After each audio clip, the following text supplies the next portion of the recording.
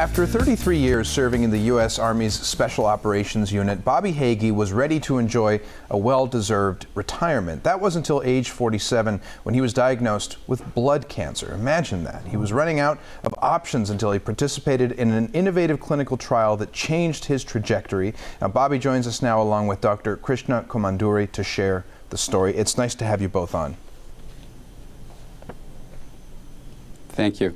Thank you. It's good to be here. So, Doctor, I want to start with you. What is advanced B-cell blood cancer? So B cells are actually white blood cells that produce antibodies in us, and unfortunately they can have cancerous counterparts that can cause fatal diseases, and this includes the most common childhood leukemia or cancer of the bone marrow, and in adults causes a cancer of the lymph nodes, and lymph nodes are the glands that swell, for example, when we get a sore throat. But in B-cell lymphoma, they are full of cancerous cells and not healthy B cells. So these diseases are treated with chemotherapy, and typically we can cure 60 to 80% of patients with chemotherapy. If that fails, if patients have their disease come back, we can do a high-dose chemotherapy and a stem cell transplant. But if people run out of options, as Bobby did, the chances of responding to a further line of therapy is low, typically less than 10%, and most of those patients would die. Right. Well, Bobby, first of all, thank you so much for your service, and sorry that we have to meet under these circumstances, but you're sharing your story so that we can raise awareness and sort of build people's understanding of what this type of cancer is. How has it affected your life? Share your story with us. So thanks for having us on to start with, and allow us to share this particular CAR T story. There's many more CAR T stories, but we'll talk a little about mine today. The military service, I had done 33 years of military service, but at year 30, I was diagnosed with the advanced B-cell blood cancer. So how did it change my life and how I do things differently? I guess one is I realized how much time I spent away from family, and so we definitely have made adjustments after retirement to spend more time with the family and arrange trips out of town to see our adult children now. And you said. Unfortunate circumstances we meet, but actually this is very good circumstances because of CAR T. I'm actually able to be here and do the interview.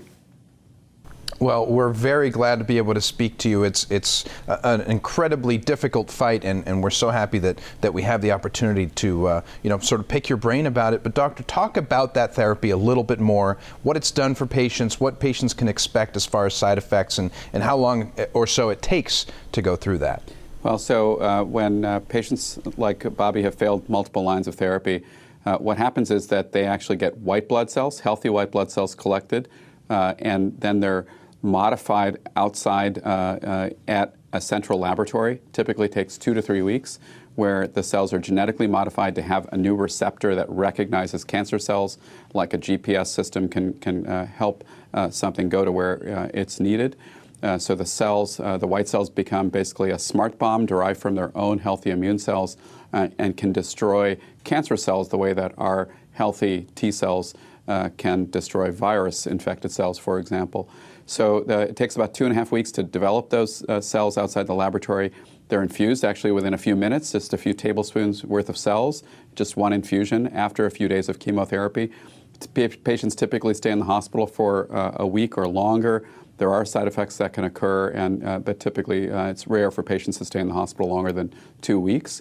40% of patients who receive these therapies, if you look at the 2 therapies that were approved by the FDA in 2017, appear to be cured, like Bobby almost certainly is 3.5 years after his therapy. 50% of patients will have their disease go completely away. It's not perfect, but for patients who had historically less than a 10% chance of getting a complete response and being cured, dramatic improvement in outcomes and outlook, and made us hopeful and really provides options that just weren't available for patients like Bobby before. I think we can all agree we're glad and comforted to have doctors and scientists like you working on this, and you know, you never know when it could hit you or someone in your family. So it's important to get educated, raise this awareness. Bobby, thank you so much for sharing your story, and to both of you for your time today. Thank you. If patients want to go to websites, there's my-theheroes.com or sylvester.org/CART, so they can get information for either them or the referring docs. Very good. Thank you very much, Doctor. We'll be right back.